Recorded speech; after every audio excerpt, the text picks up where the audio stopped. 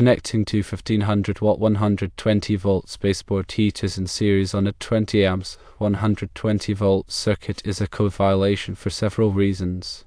Firstly, it overloads the circuit. Connecting two 1500-watt heaters in series would create a total load of 3000 watts. This load exceeds the maximum capacity of a 20 amp circuit, which is 2400 watts based on 120 volts multiplied by 20 amps. Overloading the circuit poses a significant fire hazard due to the excessive current draw. Secondly, it violates the National Electrical Code, NEC. The NEC mandates that the total load on a 20 amp circuit should not exceed 80% of the circuit's rating. This is to ensure a safety margin and prevent overheating. In this case, 80% of 20 amps is 16 amps. Converting this to wattage, 16 amps multiplied by 120 volts equals 1920 watts.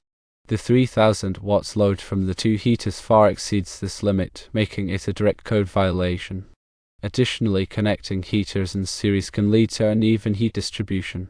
In a series circuit, the voltage is divided among the components. The heater closest to the power source would likely receive a higher voltage and therefore generate more heat.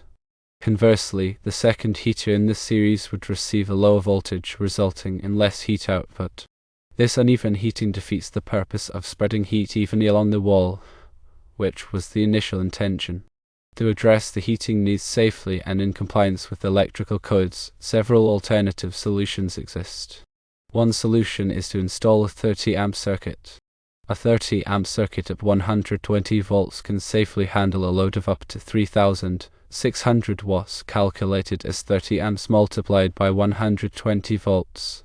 This provides enough capacity to support the 3000 watts combined load of the two 1500 watt heaters.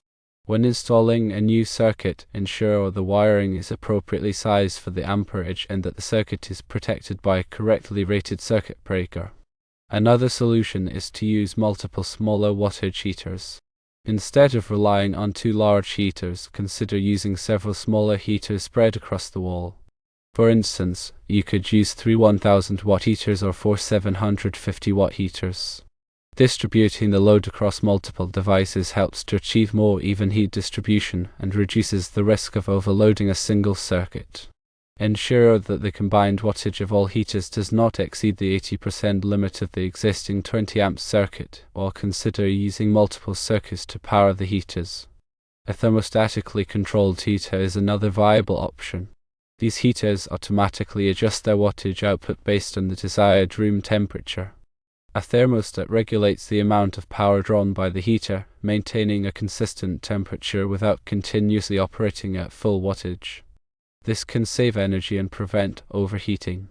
Look for heaters with built-in thermostats or consider adding an external thermostat to control the heater's operation. When selecting electrical components, always prioritize safety and compliance with local electrical codes. Consult with a qualified electrician to ensure that the installation is performed correctly and meets all applicable safety standards. They can assess the existing electrical infrastructure, recommend appropriate solutions, and perform the necessary wiring and connections. Remember that electrical work can be dangerous if not performed correctly. Always turn off the power at the circuit breaker before working on any electrical circuits or devices. Use appropriate safety equipment, such as insulated gloves and tools, to protect yourself from electrical shock. When calculating electrical loads, it's important to consider not only the wattage of the heaters but also the wattage of other devices connected to the same circuit. The total load on a circuit should not exceed the 80% limit to prevent overloading. Use a multimeter to measure the voltage and current in the circuit. This can help you identify potential problems and ensure that the circuit is operating within safe limits. Regular maintenance of electrical systems is essential for preventing problems and ensuring safety. Inspect wiring, outlets, and circuit breakers regularly for signs of damage or wear. Replace any damaged components immediately. Consider using arc fault circuit interrupters (FSI) and ground fault circuit interrupters (DFCI) to provide additional protection against electrical hazards. FSIs detect arc faults, which can cause fires, while GFCIs detect ground faults, which can cause electrical shock. Stay informed about the latest electrical codes and safety standards. The NEC is updated every 3 years, so it's important to stay current with the latest requirements. Attend training courses or workshops to learn about new technologies and best practices in electrical safety.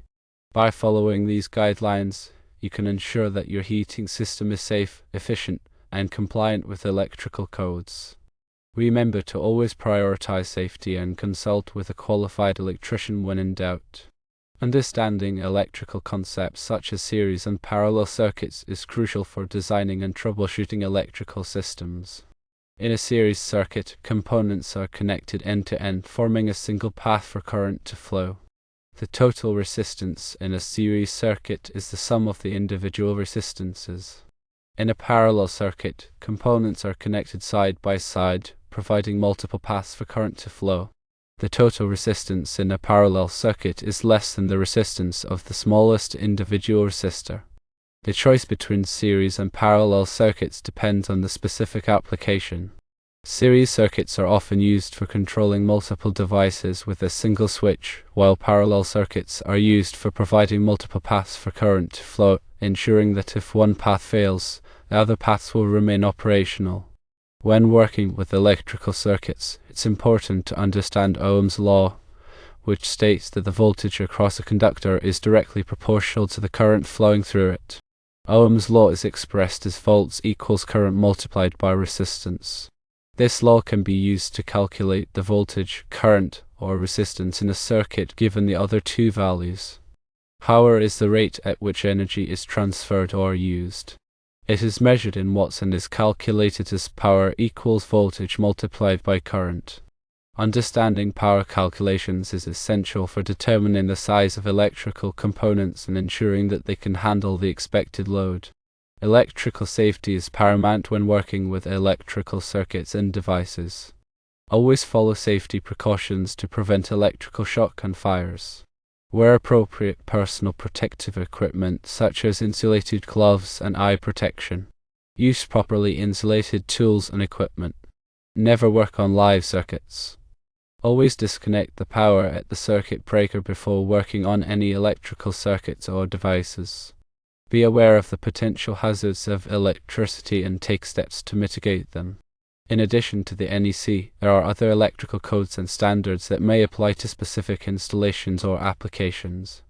These codes and standards may be developed by local authorities, industry organizations, or other regulatory bodies.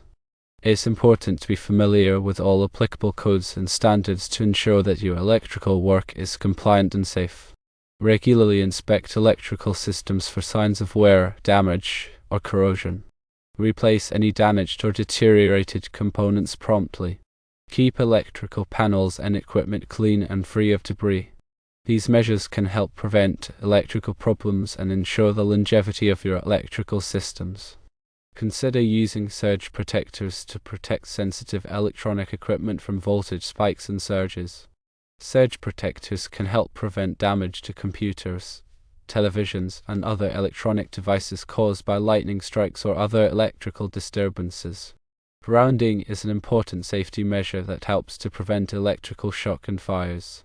Grounding provides a path for fault current to flow back to the source, tripping the circuit breaker and disconnecting the power.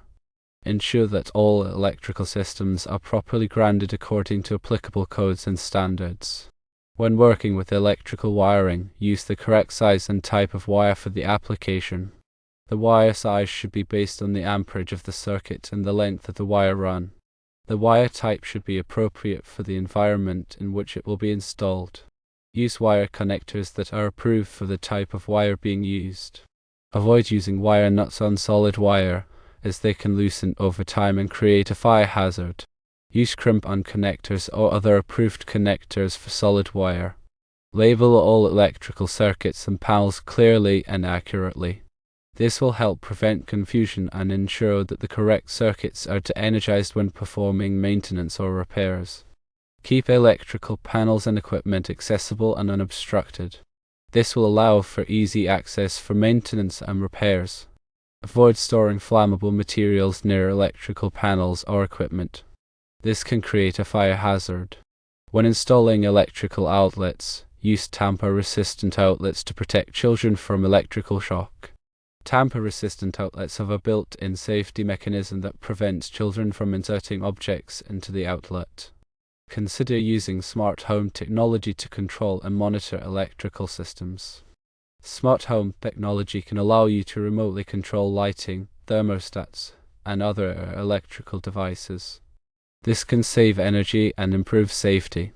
Stay up to date on the latest electrical technology and trends.